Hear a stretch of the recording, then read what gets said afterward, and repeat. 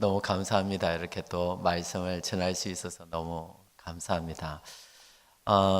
지난 우리 새벽의 말씀을 잠깐 한번 기억을 해보면은 루키스는 흉년으로 시작합니다. 하지만 그 흉년이 변하여서 기쁨이 되어지죠. 한숨과 눈물이 변하여서 하나님을 향한 찬송이 되어집니다. 그래서 루키스의 끝은 아름답다라고 말씀을 드렸습니다. 그러니까 이 루키스에 자주 등장하는 것이 하나 있는데 그것은 바로 전환점이라고 하는 것입니다. 눈물과 한숨이 하나님을 향한 찬송으로 변화되어지는 전환점이 있죠. 흉년이 기쁨이 되어지는 전환점이 있다라고 하는 것입니다. 그래서 루키스를 보면 계속해서 나오는 장면이 이 전환점에 관련된 부분이 계속 나오게 되어져요. 그런데 독특한 것은요, 루키스는 한마디로 실패한 한 개인과 한 가정이 존귀한 하나님의 백성으로의 전환되어지는 그 내용이 루키스 내용이잖아요. 그런데 실패한 한 개인과 한 가정이 전환되어지는 이 내용이요, 결국에는 이스라엘 역사의 전환점으로 확대되게 되어집니다. 이것을 구약 성경의 순서를 통해서도 잘 알게 되어집니다. 실패한 한 개인과 한 가정이 이제 하나님의 존귀한 백성으로 전환되어지는 그 내용을 기록하고 있는 이 룻기서 바로 앞에는 뭐가 있습니까? 사사기서가 있죠. 사사기서는 뭡니까? 이스라엘 역사에서 가장 어둡고 캄캄한 영적인 침체기에 있던 그 시대상을 기록하고 있는 것이 사사기서이죠. 그런가 하면 한 개인과 한 가정의 인생의 전환점을 다루고 있는 룻기서 바로 다음에 나오는 것은 무엇입니까? 사무엘 상하입니다. 사무엘 상하, 사무엘서의 내용은 무엇입니까? 이스라엘 역사에서 가장 영광스럽고 가장 빛난 시대를 기록하고 있죠. 하나님의 마음에 합한 사람 다윗으로 말미암아서 이스라엘 역사에서 가장 빛나고 영광스러운 시대를 기록하고 있는 것이 사무엘서이죠. 이 순서를 잘 한번 보십시오. 어떻게 해서 영적으로 이스라엘 가장 어둡고 캄캄한 그 시대가 이스라엘의 그 시대 가운데서 가장 빛나고 영광스러운 시대로 넘어가게 되어집니까? 그 전환점이 있는 것이 무엇이죠? 룻기서라고 하는 것입니다. 그래서 룻기서 1장 1절은 이렇게 시작하죠. 사사들이 치리하던 때에 이렇게 시작을 해요. 그런데 룻기서의 제일 마지막 구절은 이렇게 끝이 나요. 오벳은 이새를 낳고 이새는 누구를 낳았더라? 다윗을 낳았더라. 가장 어둡고 캄캄했던 사사들이 치리하던 때에서부터 시작을 하여서 룻기서의 끝은 이스라엘의 가장 빛난 영성을 드러내는 다윗이 통치하던 그 시대 다윗을 딱 소개하는 것으로 룻기서는 딱 끝나요. 그러니까 정말 놀랍죠. 한 개인, 실패한 한 개인과 실패한 한 가정이 하나님의 존귀한 백성으로 전환되어지는 이 전환점이 결국에는 이스라엘 역사의 큰 터닝 포인트, 전환점으로 확대되어 버리는 것이죠. 저는 오늘 이 자리에 계신 우리 모두에게 이런 은혜가 있으면 좋겠습니다. 여러분 한 사람 한 사람의, 여러분 한 가정의 전환점이에요. 나 한 개인의, 한 인생의 전환점, 우리 한 가정의 전환점으로 멈추지 않아요. 하나님 나라의 역사는 그런 식으로 끝나지 않아요. 하나님 나라의 역사를 가만히 보면 언제나 하나님 나라의 역사는 한 개인의 변화, 한 가정의 변화가 결국에는 민족과 열방을 향한 터닝 포인트로 확대되어져 버린 것이죠. 그래서 오늘 하루 나의 인생의 전환점, 나의 인생의 변화, 내 가정의 전환점, 내 가정의 변화라고 하는 것은 너무나도 큰 미래적 하나님 역사의 전환점을 가지고 있을 수 있다라고 하는 소망이 우리에게 있어야 되는 것이죠. 아멘이십니까? 그런가 하면 지난 시간의 말씀을 잠시 살펴보면요, 엘리멜렉과 그의 두 아들 말론과 기론이 모압 땅에서 다 죽음을 당하게 되어집니다. 왜입니까? 그 핵심적인 이유는 저들이 사명의 자리를 떠나버렸기 때문입니다. 이 말을 다시 바꾸어서 이야기하면요, 하나님께서 가장 기뻐하는 것은 무엇일까요? 어떤 힘들고 어려운 일이 있다 할지라도 사명자가 사명의 그 자리를 지켜나가는 거예요. 그걸 하나님은 너무 기뻐해요. 뭔가 대단한 일을 하지 않아도 돼요. 내가 서 있는 그 자리, 그 사명의 자리를 끝까지 버티는 것이죠. 온 세상 열방을 변화시키지 않아도 돼요. 내가 살아가는 내 삶의 한 모퉁이를 그저 하나님 나라로 만들고 주님 부르시는 그날 나는 간다, 이 마음만 가져도 되는 것이죠. 하나님께서 정말 기뻐하는 것은 사명의 그 자리를 사명자가 떠나지 않는 것이죠. 그것을 좀 더 쉽게 설명하면 이렇게 되겠죠. 같이 읽죠. 시작. 하나님의 사람들이 삶의 시련이나 어려움이 찾아온다고 해서 하나님의 임재와 하나님의 통치가 있는 자리를 떠나서는 안 돼요. 아멘이십니까? 우리가 그렇게 살아가야 돼요. 우리가 하나님의 임재와 하나님의 통치가 있는 그 자리, 사명의 자리에 서 있을 때에 반드시 삶의 시련과 어려움은 찾아올 수밖에 없죠. 사탄 마귀가 결코 가만두지 않겠죠. 사탄 마귀도 얼마나 계략적이고 얼마나 똑똑한지 몰라요. 그냥 내버려둬도 엉망으로 살아가는 사명 감당하지 않는 그런 존재는 그냥 내버려 두지 않겠어요? 사탄도 바쁘다고요. 누구를 집중적으로 공격하겠습니까? 하나님의 임재와 하나님의 통치 가운데서 하나님의 사명을 그 자리에서 감당하려고 하는 이들은 집중적으로 공격하겠죠. 그 삶의 시련과 어려움이 찾아올 때 그 자리를 떠나지 않아요. 어떤 마음으로? 이거죠. 하나님 한 분만으로 저는 충분합니다. 삶의 시련과 어려움이 찾아와서 내가 가지고 있는 모든 것들을 상실하고 연약해버리는, 그 연약해져 버리는 그런 상황 가운데서 신자는 이 고백을 하죠. 애써서 모았는데 상실해버렸습니다. 가지고 있는 것들도 다 이제 상실해버렸습니다. 그래서 세상 누가 봐도 나는 연약한 상황 가운데 살아가고 있습니다. 그러나 저에게는 하나님 한 분이 계십니다. 그리고 신자는 고백하는 것이죠. 그 순간 저는 이와 같은 삶의 시련과 어려움 가운데서도 하나님 한 분만으로 저는 충분합니다. 우리는 이들을 일컬어서 신자라고 이야기를 하는 것이죠. 저희 교회에 한 1년 반 전에 이제 출석을 하신 한 성도님이 계세요. 그 성도님은 예전에는 신앙생활을 했는데 한동안 신앙생활을 하지 않으셨던 분이에요. 그분을 전도하기를 원하셨던 우리 교회 한 성도님께서 우리 교회 예배 그 영상을 계속 그분에게 링크로 계속 보내드렸어요. 그분이 이제 교회 예배를 링크를 보내준 걸 통해서 계속 들으면서 교회를 한번 나가볼까라는 마음이 들었고 교회에 오셔서 이제 주일 예배를 드리기 시작했어요.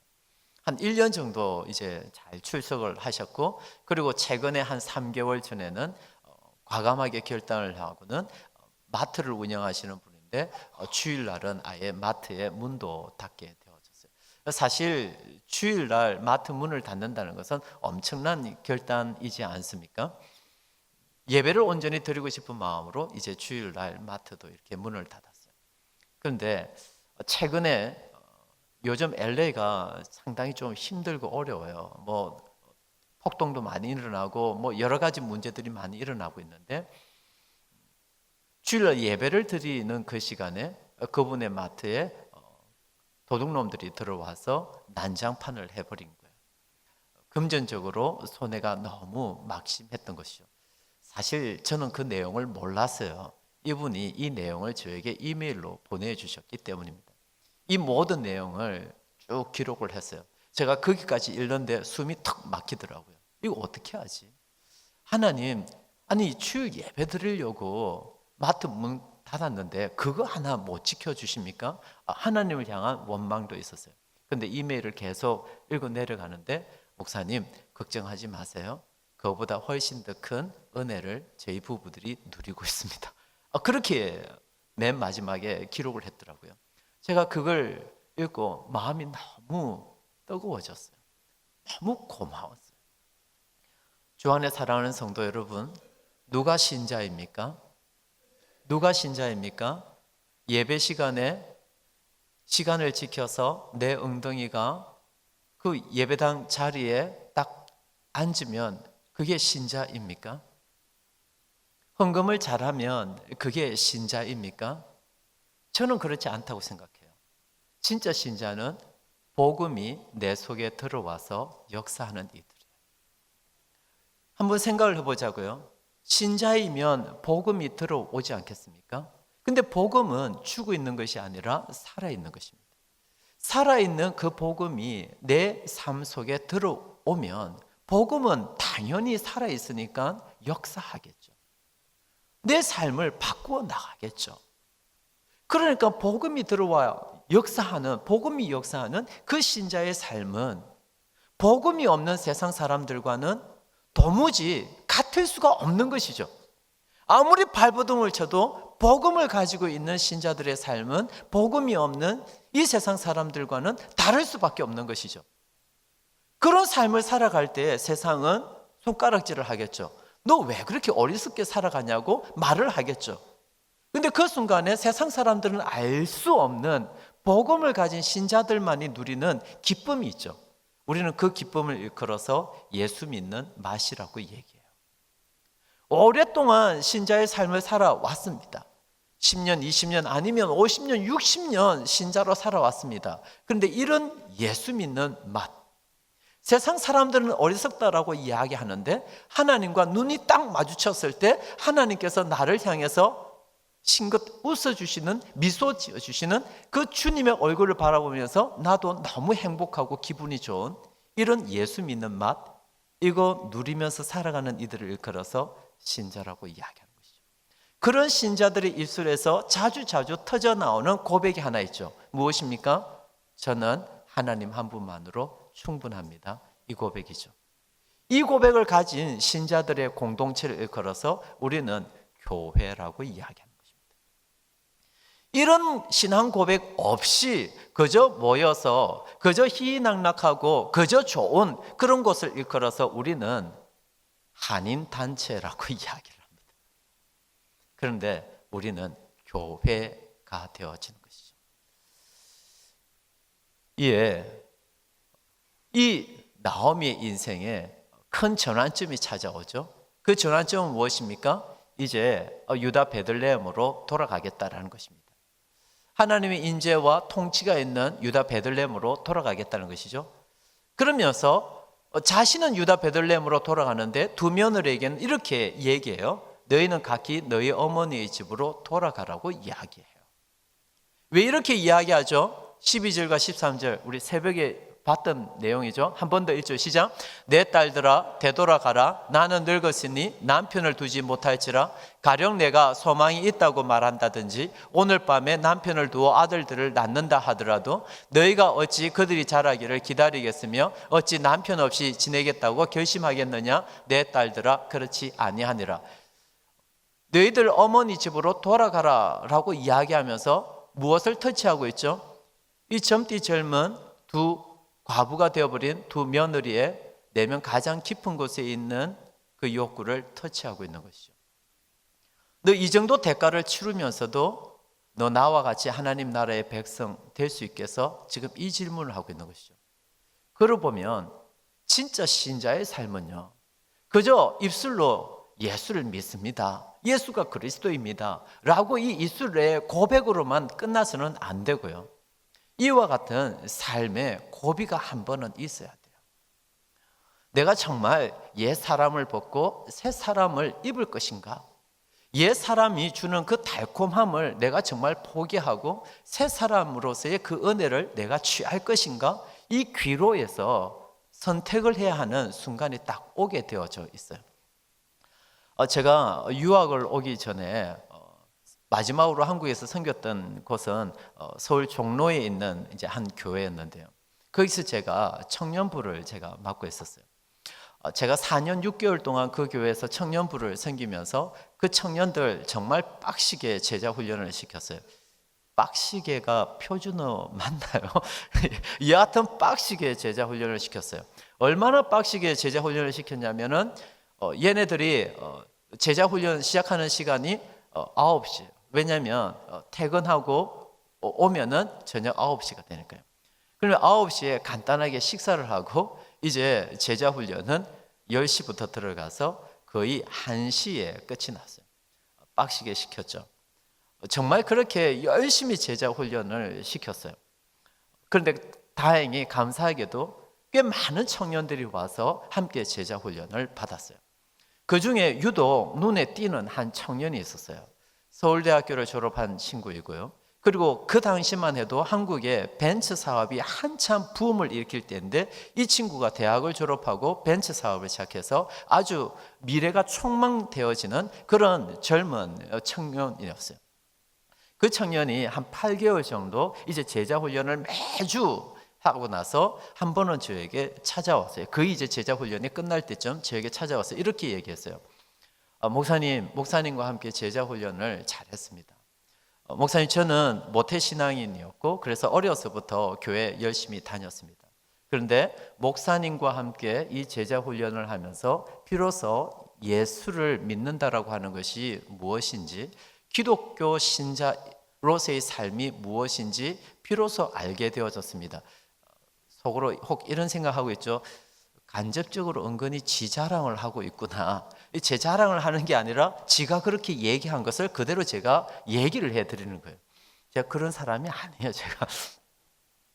그러면서 이 친구가 하는 그 다음 말이 기가 막혀요. 목사님이랑 제자 훈련을 하면서 이제 비로소 예수 믿는 것이 무엇인지, 기독교 신자로 살아가는 것이 무엇인지 이제 알게 되니까 저에게 아주 심각한 고민 하나가 생겼습니다. 제가 앞으로 예수를 믿어야 할지 말아야 할지 제가 이제 그걸 고민하게 되어졌습니다. 저는 지금도 비즈니스를 하고 앞으로도 비즈니스를 하는데 한국에서 사업을 하려면 웬만큼 거짓말도 하고 속이기도 해야 됩니다. 정직하게 세금 내고는 비즈니스 하기가 어렵습니다. 그런데 목사님과 더불어서 지난 8개월 동안 제자 훈련을 하면서 예수 믿는 사람들의 삶이 무엇인지 알게 되어졌고 기독교 신자로서의 삶이 무엇인지 알게 되어지니까 이제 저에게는 고민이 되어집니다. 목사님이 말씀하신 그런 예수 믿는 자로서의 삶을 신실하게 살아가려면 비즈니스를 내가 과연 할 수 있을까? 이 고민을 하게 되어서 이 친구는 이제 예수 믿을지 말지 고민을 하게 되었다는 얘기를 저에게 해 주었습니다. 제가 이 친구의 이 고민의 이야기를 듣고 제가 기분이 좋았을까요? 기분이 안 좋았을까요? 사실은 너무너무 좋았어요. 왜 좋았는지 아세요? 그러니까 제가 이 청년을 향해서 제자 훈련을 똑바로 했다는 것입니까? 제자 훈련을 엉터리로 했다는 것입니까? 이런 건 대답 좀 해봐요. 똑바로 했다는 것이죠. 똑바로 하니까 이 친구가 이런 고민을 하게 되었다는 것이죠. 너무 기뻤어요. 8개월 동안 제자 훈련 빡시게 했는데 제대로 했구나. 그 친구가 지금 그 교회 안수집사예요. 얼마나 비즈니스를 하고 사업을 하는데 얼마나 신실하게 하는지 몰라요. 세금을 정확하게 내요. 그 친구의 비즈니스 그거 하는 사무실을 가봤는데요. 매년마다 세무서에서부터 정확하게 세금을 워낙 잘 하니까 그 표창장이 너무 많아요. 너무 기분이 좋았어요. 뭘 이야기하는 거 아니? 누구나 온전하고 바른 신자의 삶을 살아가려면요, 이런 갈등의 순간, 고민의 순간 있어야 돼요. 그리고 그것을 넘어야 돼요. 목사님, 저는 지금 모태 신자로 살아오면서 그런 거 저는 없었는데요. 그러면 안 돼요. 둘 중에 하나예요. 진짜 태어나면서부터 성자이거나 아니면 정말 신실하게 신자의 삶을 고민 안 했을 가능성이 많아요. 진짜 신자의 삶을 이 땅 가운데서 살아가려면요, 이 고민은 반드시 해야 되고 이 고민은 넘어가야 되는 것입니다. 이에 이 어머니의 말을 듣고 이제 오르바와 룻 두 며느리는 어떤 결정을 하게 되었습니까? 14절 같이 읽죠. 시작. 그들이 소리를 높여 다시 울더니 오르바는 그의 시어머니에게 입맞추되, 여기서 입맞춤은요, 이별의 입맞춤이겠죠. 그러나 룻은요 그를 붙쫓았더라 라고 이야기해요. 그리고 나서 이후에 오르바는 등장하지 않고 룻만 나오게 되어지는 것입니다. 예, 여기서 이제 여기까지가 이제 지난 오늘 새벽의 말씀이었고요. 이제 오늘 본문으로 들어가게 되어지는데, 예, 지금부터 보게 되어지는 핵심적인 내용은 이제 나오미가 유다 베들레헴 땅으로 돌아가기로 결심했다는 것이죠. 이 나오미가 유다 베들레헴으로 돌아가기로 결심했다라고 하는 것은 나오미의 인생에 뭐가 찾아온 것인가 하니 인생의 전환점이 찾아온 것입니다. 더 이상 모압의 백성으로 살지 않고 하나님의 임재와 통치가 있는 유다 베들레헴으로 가므로 하나님의 백성으로 살겠다라고 하는 것이죠. 그러니까 이 나오미의 인생에 전환점이 찾아온 것이죠.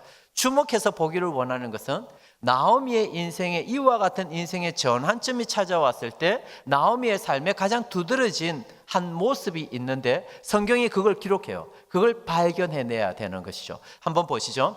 루키서 1장 8절 한번 보십시오. 유다 베들레헴으로 돌아가는 이 나오미가 두 며느리에게 이렇게 얘기해요. 너희는 각기 너희 어머니의 집으로 돌아가라. 이 이야기를 하면서 이런 말을 해요. 같이 읽죠. 시작. 너희가 죽은 자들과 나를 선대한 것 같이 여호와께서 너희를 선대하시기를 원하며 이 이야기를 해요. 여기서 핵심적인 한 단어가 있는데 선대라고 하는 이 말이에요. 이 선대라고 하는 이 말이 히브리어로 뭐냐면 한번 따라서 하죠. 헤세드예요. 이 헤세드라는 이 말이 루키서 1장 8절에서는 선대라고 번역을 하고 있는데요. 이 헤세드가 쓰여지는 성경 다른 곳은 이렇게 번역을 해요. 헤세드를 은혜, 인애, 자비라고 번역을 해요. 이에 헤세드의 은혜와 헤세드의 인애, 자비는 어떤 특징을 가지고 있는가 하니 이 은혜와 인애와 자비를 베풀미에 있어서 인색하지 않아요. 넉넉해요. 그것을 받는 이들의 어떤 모습이나 형편이나 자격을 따지지 않아요. 그저 넉넉하게 한계를 딱 설정하지 않고 풍성하게 베풀어 주는 이 은혜와 인애와 자비를 걸어서 뭐라고요? 헤세드라고 이야기해요. 이 8절을 잘 봐요. 나오미는 이제 인생의 전환점을 맞이해요. 유다 베들레헴으로 돌아가기로 결심을 먹었어요. 그런 가운데서 두 며느리에게 이렇게 얘기해요. 너희 어머니의 집으로 돌아가라는 것입니다. 그러면서 여호와께서 너희를 선대하기를 원한다. 이렇게 얘기해요. 근데 사실은 이것은 시어머니 나오미가 두 며느리에게 헤세드를 베푸는 장면이죠. 선대를 베푸는 장면이죠. 왜입니까? 새벽에 말씀드린 것처럼 그 당시에 한 여인이 시집을 가게 되어지면요. 그래서 시집을 가게 되어졌는데 남편이 죽어요. 젊은 나이에 과부가 되어요. 그렇다고 해서 아무 남자를 만나서 시집 갈 수 없어요. 결혼할 수 없어요. 그냥 그 가정에 딱 묶여있게 되어지는 것이죠. 그러니까 그 당시에 결혼 풍습대로라면요. 굳이 나오미가 이 두 며느리 손 붙잡고 유다 베들레헴으로 가자라고 말 안 해도 두 며느리는 유다 베들레헴으로 시어머니를 따라서 가야 되는 것이 그 당시에 풍습이었다라고 하는 것이죠. 그런데 시어머니가 이 두 며느리에게 이야기를 해요.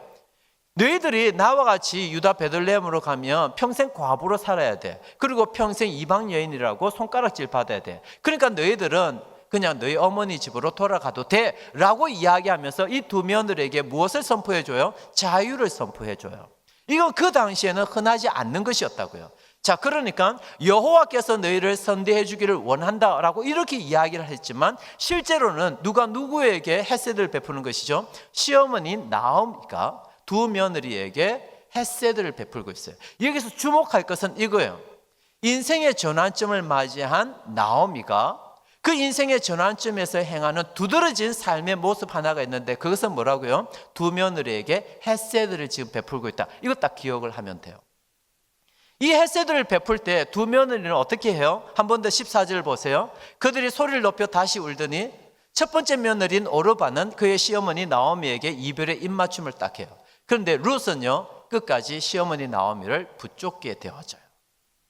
그러면서 이 룻이 이런 고백을 하게 되어져요. 룻이 이르되 16절 같이 읽죠. 시작. 내게 어머니를 떠나며 어머니를 따르지 말고 돌아가라. 강권하지 마옵소서. 어머니께서 가시는 곳에 나도 가고 어머니께서 머무시는 곳에서 나도 머무겠나이다. 어머니의 백성이 나의 백성이 되고 어머니의 하나님이 나의 하나님이 되시리니. 두 가지예요. 첫 번째는요, 어머니 저는 끝까지 어머니를 따라서 가겠습니다. 유다 베들레헴으로 가겠습니다. 이 얘기가 첫 번째이고요. 두 번째는요, 이제 어머니의 하나님이 나의 하나님이 되겠습니다. 나도 이제 여호와 하나님을 믿겠습니다. 이 말이에요. 여러분, 루카서 1장 16절의 이 내용은 그러니까 한마디로 이야기하면 이것은 룻의 인생에 있어서 엄청난 결단이죠. 왜요? 이것은 룻의 인생의 전환점이니까요. 룻은 모압에서 태어났어요. 근데 이제 유다 베들레헴으로 가겠다는 것입니다.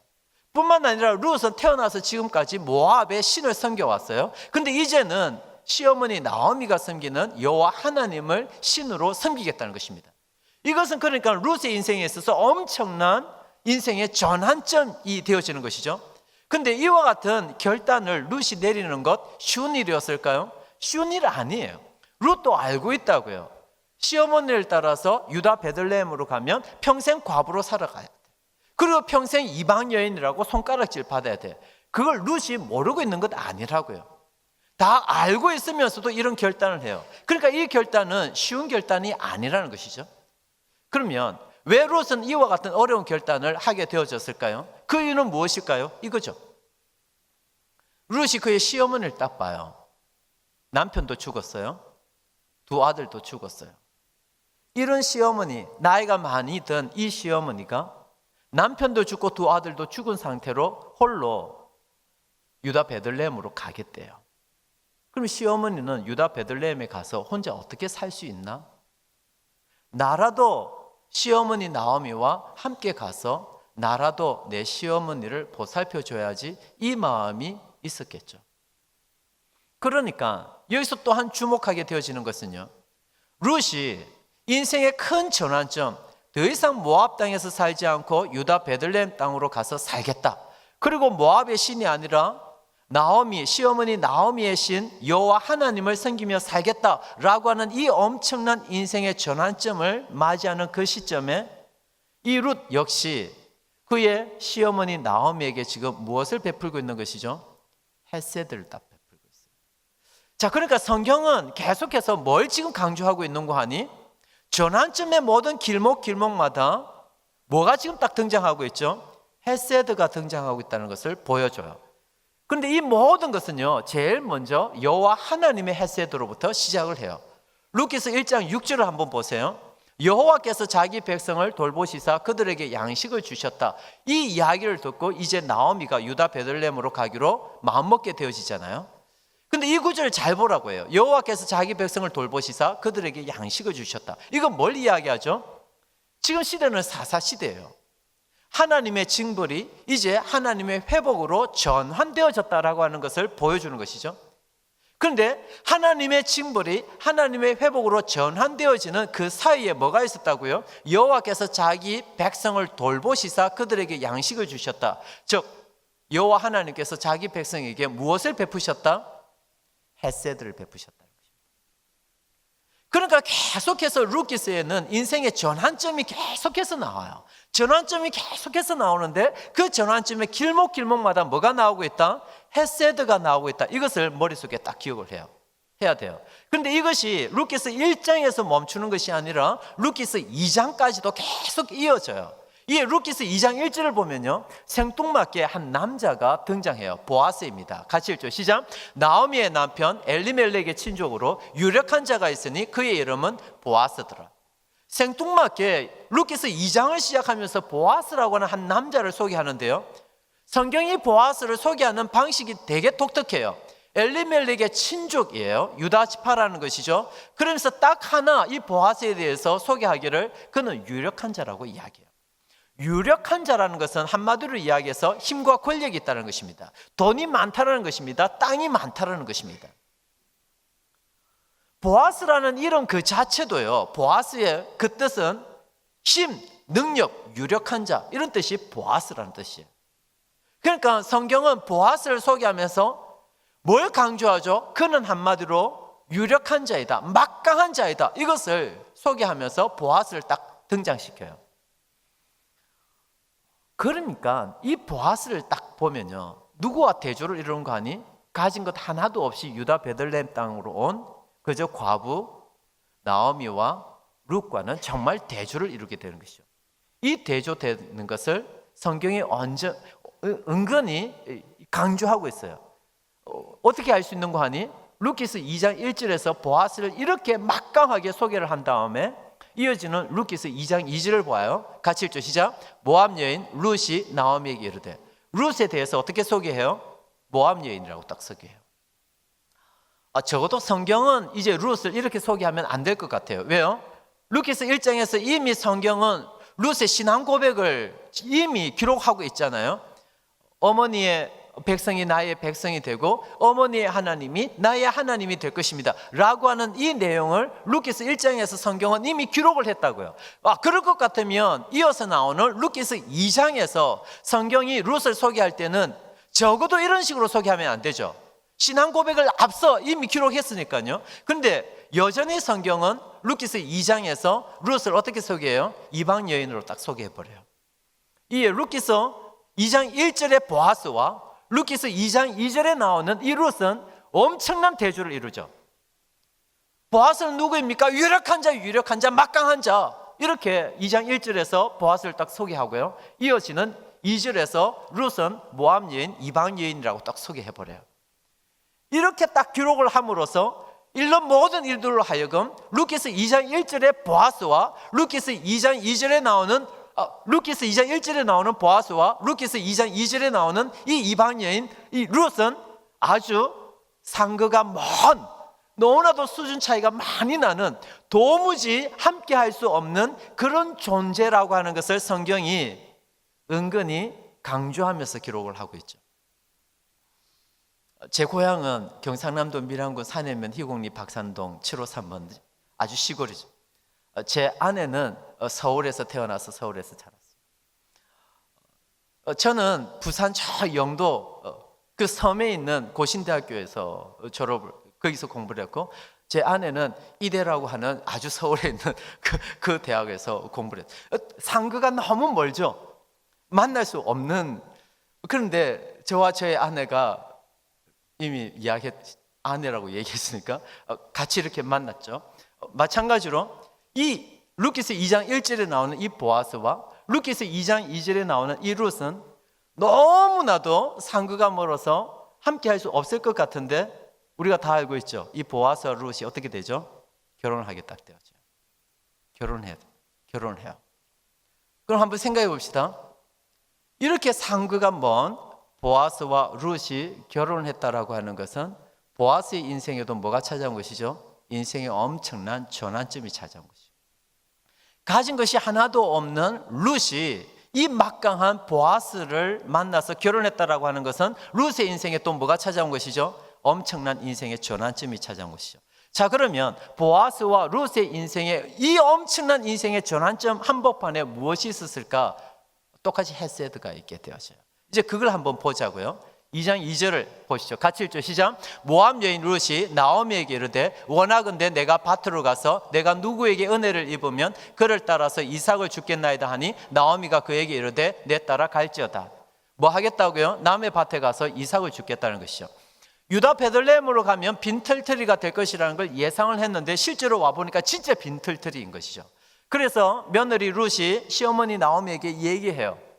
남의 밭에 가서 이삭을 주겠습니다 라고 이야기를 해요. 이게 가능한 이유는 레위기 19장 9절에서 10절을 보면 하나님께서 이런 율법의 말씀을 주셨어요. 9절 시작. 너희가 너희 땅에서 곡식을 거둘 때 너희 반 모퉁이까지 다 거두지 말고 내 떨어진 이삭도 줍지 말며. 10절. 내 포도원의 열매를 다 따지 말며 내 포도원에 떨어진 열매도 줍지 말고 가난한 사람과 거류민을 위하여 버려두라. 나는 너희 하나님 여호와니라. 이 레위기 19장에 이 율법의 말씀이 있거든요. 이 율법의 말씀에 의해서 그 당시 이스라엘 백성들은 수확을 할 때 반 모퉁이까지 싹싹 다 긁지 않아요. 떨어진 이삭은 줍지 않았다고요. 이 율법으로 말미암아 지금 이 룻이 남의 밭에 가서 이삭을 줍겠다는 것입니다. 이건 뭘 이야기하는 것이죠? 그야말로 룻과 나오미의 삶의 형편이 인생 밑바닥이었다라고 하는 것을 얘기해 주는 것이죠. 근데 그 인생 밑바닥에서 이 룻이 남의 밭에 가서 이삭을 주겠습니다라는 이 이야기를 하면서 한마디를 해요. 잘 보세요. 원하건대 내가 밭으로 가서 내가 누구에게 무엇을 입으면? 은혜를 입으면. 이 은혜가 히브리어로 뭘까요? 헤세드라고 하는 것입니다. 헤세드를 입으면 이삭을 주겠습니다. 이렇게 이야기를 해요. 자, 그러면 이제 그 다음부터 나오는 것은 당연히 어떻게 이 룻이 헤세드 은혜를 입게 될까라고 하는 내용이 나오겠죠. 그런데 성경은 재밌게도 룻이 이 은혜 헤세드를 받게 되어지는 그 내용 전에 무엇을 기록하는 거 아니? 하나님의 섭리와 룻의 성실함을 딱 소개해요. 이건 오고 오는 주의 백성들에게 뭘 이야기할까요? 너희들도 헤세드를 받기를 원해? 헤세드를 받기 원하는 자들에게 필요한 것이 이 두 가지라는 것을 보여줘요. 첫 번째는 뭐죠? 하나님의 섭리가 되어지죠. 그 하나님의 섭리를 성경이 아주 재밌게 이렇게 기록을 해요. 3절 시작. 룻이 가서 베는 자를 따라 밭에서 이삭을 줍는데 우연히 엘리멜렉의 친족 보아스에 속한 밭에 이르렀더라. 이런 달리 베들레헴이겠습니까? 왜 떡집, 빵집이라고 하는 이런 이름이 붙었겠습니까? 그 베들레헴에는 수없이 많은 밭들이 있었다는 것입니다. 그런데 하필이면 룻이 그날에는 우연히 누구의 밭에 갔다고요? 예, 보아스의 밭으로 갔다라고 하는 것입니다. 보아스의 밭에 우연히 갔다라고 하는 것입니다. 그런데 이어지는 4절을 보십시오. 마침 보아스가 베들레헴에서부터 와서 베는 자들에게 이르되라고 이야기하면서 어떤 한 단어가 눈에 띕니까? 마침이라고요. 이런 보아스는 유력한 자라고 이야기했어요. 돈이 많다고요. 땅이 많고 막강한 자라고요. 그러니까 이 보아스에게 밭이 얼마나 많았겠습니까? 근데 하필이면 그때 이 보아스가 룻이 이삭을 주러 간 그 밭에 마침 보아스가 그날 그 밭으로 갔다라고 하는 것입니다. 여기서 눈에 띄는 단어는 이거죠. 우연히 그리고 마침. 이건 뭘 이야기하는 것일까요? 제가 방금 제 아내의 이야기를 잠깐 했는데요. 제가 이제 일산 베델교회라고 하는 교회에서 이제 잠깐 이제 전도사 강도사를 할 때 저희 선배 목사님이 한 분 있었어요. 그 선배 목사님이 저를 되게 좋아하면서 제가 사귀는 여자친구 하나 없는 것을 굉장히 안타깝게 여겼어요. 그래서 이분이 한 번은 권사님들 모여 있는 자리에 가서 대뜸 이렇게 얘기했어요. 우리 교회 백정호 전도사라고 했는데 참 괜찮은 전도사인데 정말 좋은 처녀 하나 있으면 좋겠다, 자매 있으면 좋겠다라고 우연히 이야기를 했어요. 그런데 그 자리에 마침 저희 장모님이 계셨어요. 그리고 마침 우리 장모님께서 그 목사님에게 우리 딸이 있는데 라고 마침 이야기를 하게 되어졌어요. 그리고 우연히 저는 그 선배를 통하여서 마침 그 권사님의 딸을 만나게 되어진 것이죠. 이거죠. 저는 제 아내가 그 교회에 존재하는 줄도 몰랐어요. 제 아내는 일평생 살아오면서 자기가 사모가 될 거라고는 꿈에도 생각을 하지 못했던 사람이었어요. 우연히 마침 아마 여기도 그런 분 계실 거예요. 그때 그 다방에 나가지 말았어야 됐어. 오빠가 한번 만나봐라고 이야기할 때 나가지 말았어야 됐어. 그때 이 남자가 손을 잡으려고 할 때 뿌리쳤어야 되는데 왜 손을 계속 잡고 있었을까? 이 우연히 마침이 그런 의미가 되어지는 거죠. 이 우연히 마침, 성경이 우연히 마침이라고 기록할 때는 딱 하나를 의도하고 있죠. 뭐죠? 인간의 계획은 여기에 전혀 없었다라고 하는 것을 말하는 것이죠. 그걸 말하기 위해서 우연히 마침이죠. 그러니까 룻이 그저 이삭을 주우러 나갔지 보아스를 만날 거라고는 꿈에도 생각을 못했다고요. 보아스가 그 밭으로 순찰을 나갔을 때는 룻이라고 하는 이 여인을 만날 거라고는 꿈에도 생각을 못했죠. 그런데 만나게 되어지네요. 이 모든 것은 무엇이죠? 하나님의 섭리가 되어지죠. 고 목사님께서 맥클린 한인 장로교회에 온 지 이제 7년이 되었다라고 말씀을 들었습니다. 아마 여러분들은 10년 전에 고영근 목사님이 여기 올 거라고는 꿈에도 생각을 못 하실걸요. 아마 고 목사님께서 맥클린 한인 장로교회 담임 목사로 올 거라고는 고 목사님도 10년 전에는 꿈에도 생각을 못 하셨을걸요. 그런데 지금 이 시간 여러분의 교회에 고 목사님이 와 계시네요. 아마 여러분들 중에도 이런 옆자리에 지금 이분이 앉아 있을 거라고는 몇 년 전에는 꿈에도 생각을 못한 분이 지금 옆자리에 앉아 계시죠. 예, 우리는 계획하지 않아요. 알지 못해요. 그런데 고 목사님이 여기 온 것, 여러분이 이 교회에 속한 것, 우리가 계획한 것이 아니라 이것은 하나님의 섭리가 되어지는 것이죠. 이 하나님의 섭리에는 하나님의 뜻이 있겠죠. 그 하나님의 뜻을 늘 헤아리는 것이 우리의 삶이 되어야 되는 것이죠. 그런데 하나님의 섭리만 있는 것이 아니라 이제 헤세드가 주어지기 전에 룻의 성실함을 성경은 기록해요. 룻기서 2장 5절을 보세요. 보아스가 베는 자들을 거느린 사환에게 이르되 쟤 누구냐? 저 여자애 누구냐라고 질문을 하게 되어져요.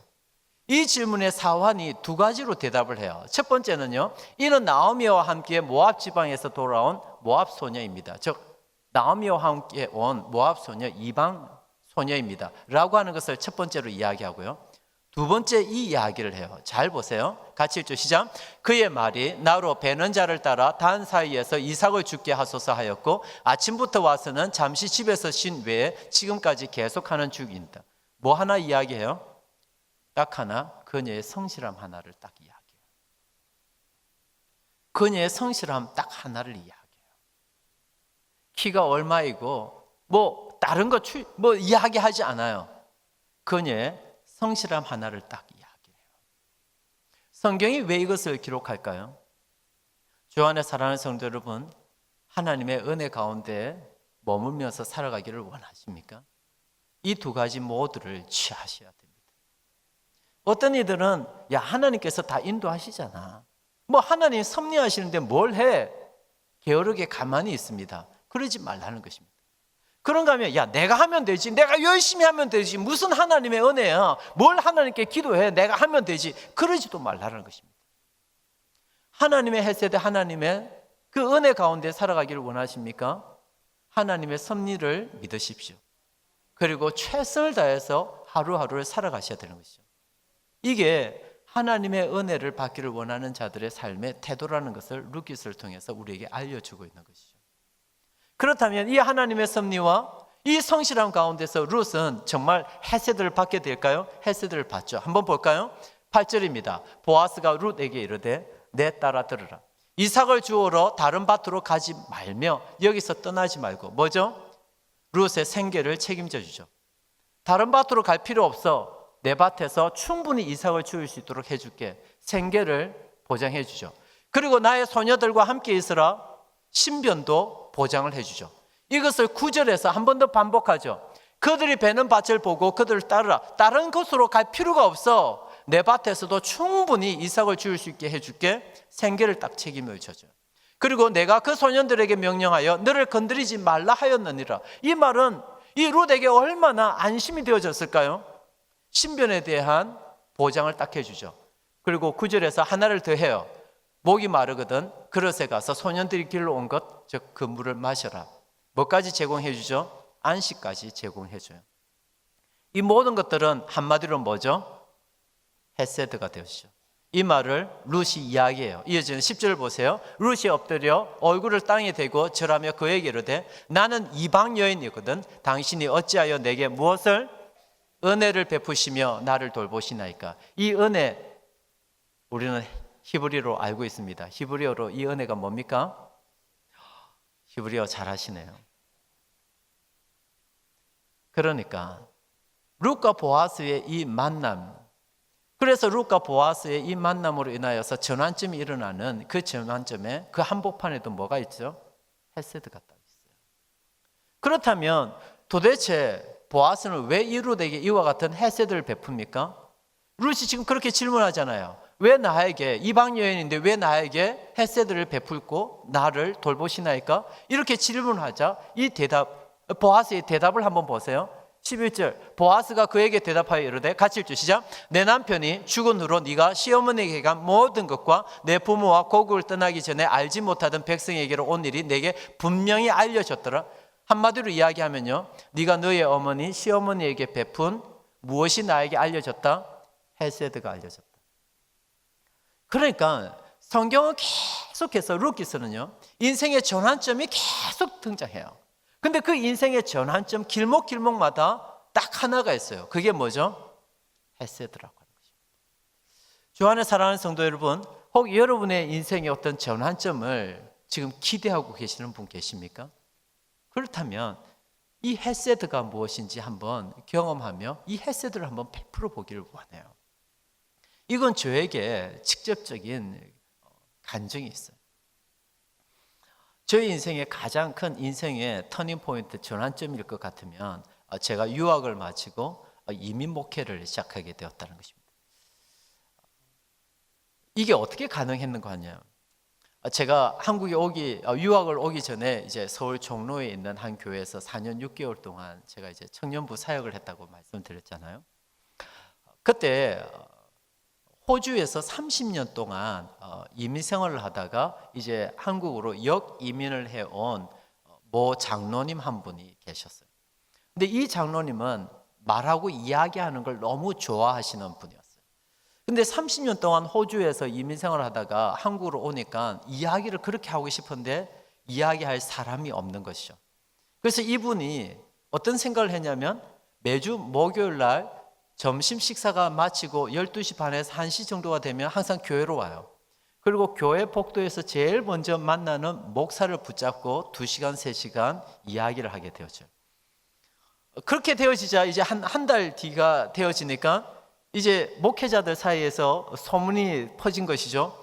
목요일 날 그 장로님, 강혜민 장로님, 아이고 심령 얘기는 그 장로님 만나면 엄청 힘들다. 뭐 이런 이제 소문이 난 것이죠. 그래서 이제 목회자들 사이에 목요일 날 점심만 되어지면 모두가 다 교회에서 사라져 버리고 없게 되어지는 것이죠. 저도 목요일 날 이렇게 점심시간에 바깥에서 식사를 하고 저도 이제 그 장로님을 만나면 안 되니까 인사동으로 이제 가서 차를 한잔 마시고 있었어요. 부목사님과 함께 차를 마시고 있었는데 차를 마시는데 하나님께서 마치 하나님께서 제 뒤통수에다가 호통을 치는 것 같았어요. 무슨 호통이었냐면은 야 이놈아 네가 그러고도 목사냐? 네가 그러고도 목사야? 라고 하는 호통을 그렇게 치는 것만 같았어요. 마음에 너무 가책이 느껴졌어요. 그래서 제가 돌아와서 제가 그때 또 제일 막내이기도 하고 선배 부목사님들한테 선포를 했어요. 이제 선배님들 목요일 날 점심 먹고 나서 도망가지 마세요. 제가 다음 주 목요일부터 그 장로님 제가 전담하겠습니다. 그리고 실제로 제가 4년 3개월 동안 유학 오기 전까지 4년 3개월 동안 매주 목요일마다 그 장로님 제가 마크를 했어요. 힘들었겠습니까? 힘들지 않았겠습니까? 정말 힘들었어요. 커피를 딱 타드리는데요. 한 2-3시간, 마음 내키면 한 4시간까지 이야기해요. 근데 힘든 거는요, 했던 이야기를 계속해요. 그래서 6.25 사변 때부터 해서 그 이야기를 달달달 너무 힘들었어요. 또 침이 너무 많이 튀어서 제가 커피를 늘 2손으로 이렇게 맞고 그걸 4년 3개월 동안 매주 목요일마다 제가 그렇게 했어요. 그러고 나서 제가 여기 가까이 있는 리버티로 제가 유학을 왔어요. 그게 2008년 8월이었어요. 2008년 8월 10일 날 비행기를 타기 위해서 인천공항으로 왔는데 인천공항까지 따라온 한 분이 있었는데 바로 그 장로님이었어요. 그 장로님이 그렇게 눈물을 흘리면서 이렇게 얘기했어요. 이제 내가 누구한테 이야기를 해야 되냐? 저는 이제 미국으로 유학을 오면 이 모든 것에서 이제 해방일 줄 알았어요. 근데 기억나세요? 2008년 그때 070 전화라고 인터넷 전화가 있었어요. 이제 버지니아로 와서 편안하게 이제 지내고 있는데 갑자기 070 전화로 어디서 익숙하게 많이 받던 전화가 하나가 뜨는데 받았더니 아니나 다를까 강혜미 장로님. 그리고는 070 전화로 이 강혜미 장로님께서 한 2시간 정도 이야기를 했어요. 그리고 그 수화기가 배터리가 다 되어서 끊어지게 되었어요. 그때부터 유학을 왔는데도 2주 내지 3주 정도에 걸려서 전화를 그렇게 하셨어요. 사실 좀 안 받고 싶은 마음도 있었는데 얼마나 얘기할 사람이 없으면 유학 온 목사한테까지 전화할까 싶어서 그때마다 2시간이고 3시간이고 제가 전화를 받아드리고 같이 얘기를 나눠드렸어요.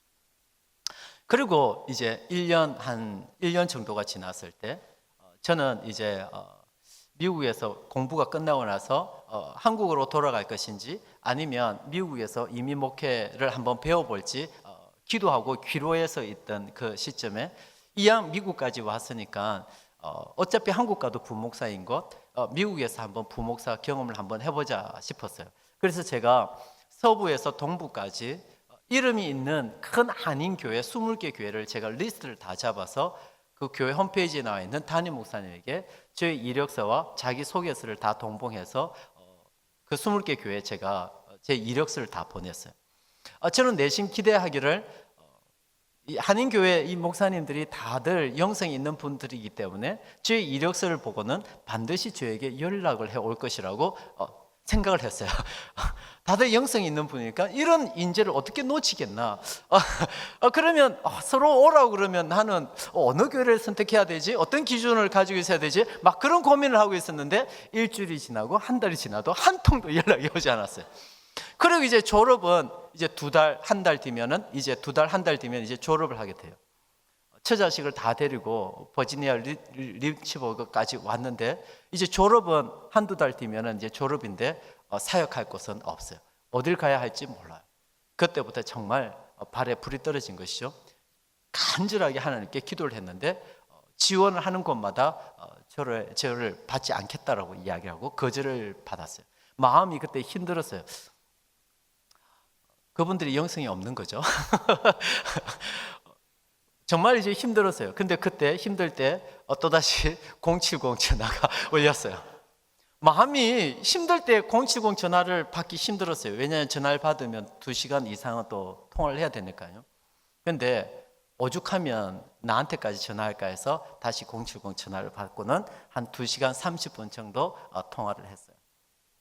그러고 나서 이제 맨 마지막에 그 장로님께서 저에게 이렇게 질문했어요. 목사님 이제 한두 달 뒤면은 졸업이죠. 예, 졸업입니다. 그러면 이후 스텝은 어떻게 됩니까? 사역할 교회는 있습니까? 그런데 제가 솔직하게 없습니다.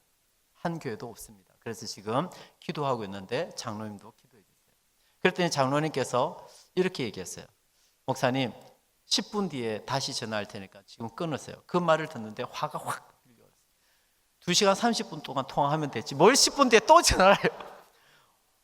그런데도 그렇게 하면 안 되잖아요. 네 알겠습니다 하고 끊었어요. 정확하게 10분 뒤에 다시 전화가 왔어요. 안 받고 싶었는데 받아야죠. 받았어요. 네 장로님이라고 얘기했더니 장로님의 첫 마디가 이거였어요. 목사님 모든 것을 해결했습니다. 그게 무슨 말입니까? 제가 호주에서 30년 이민 목회할 때 LA 사랑의 교회 지금 담임 목사로 있는 김기선 목사가 호주에서 신학 공부를 하고 그때 그 김기선 목사가 정말 가난한 신학생일 때 제가 그 김기선 목사 저희 집에 데려와서 밥도 많이 해주고 용돈도 많이 주고 학비도 대주고 그래서 그 김기선 목사에게 저의 일평생의 소원 하나는 말할 수 있는데 그 소원 하나를 오늘 사용했습니다. 목사님 그 LA 사랑의 교회 가서 이제 사역하시면 됩니다 라고 이야기하는데 정말 눈에서 눈물이 그렇게 많이 흐르더라고요. 그래서 저의 이민 목회는 시작이 되어졌고 지금은 난가주 통신교회에서 10년째 목회를 하고 있어요. 저는 그 강혜민 장로님에게 글쎄요 헤세드라고 말하기에는 부끄러운데요. 제가 강혜민 장로님에게 그렇게 대했을 때 이런 결과가 있을 거라고는 꿈에도 생각을 하지를 못했어요. 근데 제가 베푼 그 작은 헤세드를 하나님께서는 저의 인생에 엄청난 전환점으로 사용해 주셨어요. 주 안에 사랑하는 성도 여러분, 이게 신자들이 살아가는 삶의 방식 아니겠습니까? 루키서에 등장하는 이 인생의 전환점마다 그 길목길목마다 있는 이 헤세드를 통해서 오고는 주의 백성들에게 너희들이 어떻게 살아야 할지 가르쳐주는 것이 바로 이 내용 아니겠습니까? 하나님께서 우리에게 주신 은혜와 복이 있습니다. 그 은혜와 복을 가지고 나와 내 자신만을 위해서 살아갈 것이 아니라 주변을 한번 돌아보십시오. 그리고 한번 헤세드를 베풀어 보십시오. 그 헤세드의 끝에 인생의 전환점이 찾아오게 될 것입니다. 기도하시죠. 우리 한번 이렇게 기도합시다. 하나님, 나의 삶에도 하나님의 헤세드가 있습니다. 그리고 받은 이 헤세드를 가지고 나누고 베푸는 그런 인생이 되게 도와주옵소서. 그리고 우리 맥클린 한인 장로교회가 헤세드의 공동체가 되게 도와주옵소서. 같이 한번 기도하며 나아가죠. 기도하겠습니다.